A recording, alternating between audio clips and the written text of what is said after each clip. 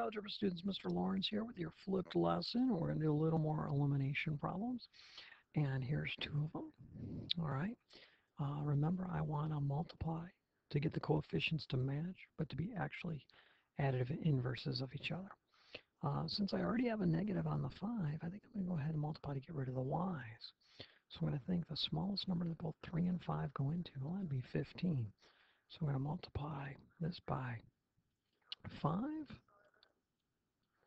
in the denominator, or excuse me, the second equation, I'll be multiplying by 3. This way, the coefficients of y will both turn into 15. So my top equation is going to be 25x plus 15y equals 60. And the second equation will be 12x minus 15y. That's going to equal 51. All right. When I add them together, those will cancel. I'll get 37x is going to equal 111. Divide both sides by 37.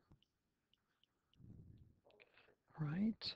And hold on one second. I'm guessing that's going to be 3. I'm going to check myself on a calculator, but I think it's going to be 3. 111 divided by 37, 3. Sure enough. There you go. All right. And so now I'm going to take this top equation and I'm going to rewrite it as 5 times 3 plus 3y equals 12. And that's 15 plus 3y equals 12. Subtracting 15 from both sides, I get 3y equals negative 3. Divide by 3, and y is going to equal negative 1. 3, negative 1 is the solution.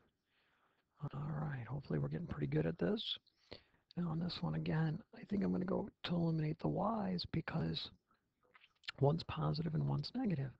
And if I don't have to multiply through by a negative, I don't want to because I'm afraid of making a silly mistake. So I'm going to multiply this one by 4 because that'll turn my y coefficient into a positive 12. But I'm going to multiply the second equation by 3 because that'll turn the y coefficient into a negative 12. All right, my top equation becomes 16x plus 12y, and that equals 76, I believe. The bottom equation becomes 9x minus 12y, and that equals 24. I'll add together, those will cancel. I get 25x equals 100, I believe. Divide by 25, divide by 25. X is going to equal 4. All right. Well, if x equals 4, then I can pick one of these top equations. I think I'll pick the first one. And I'll go 4 times 4 plus 3y equals 19. 16 plus 3y equals 19. Minus 16 minus 16. 3y equals 3. Divide by 3. And y equals 1. So the solution is at 4, 1. One more problem I want to do for you. I hope it won't take too long. And again, you should be working these problems out with me. If you watch it more than once, that's fine. If you want to write it the second time.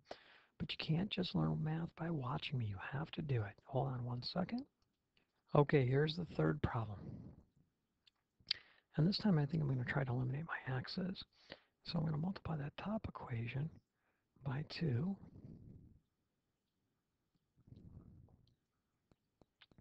And that top equation then becomes 4x minus 6y. That's going to equal 12. I'm going to add these two equations together, and those are going to cancel. But so are those. Now, I'm going to get 24 on the right-hand side. Don't make a silly mistake. The x is canceled, the y is canceled. When I say what's left, you don't say nothing. You say 0. Now I ask you, does 0 equal 24? No, it does not. It never equals 24. This system has no solution, meaning would be parallel lines. All right. One more example I want to show you. Okay. So let's multiply this one. Let's multiply the top equation by -2.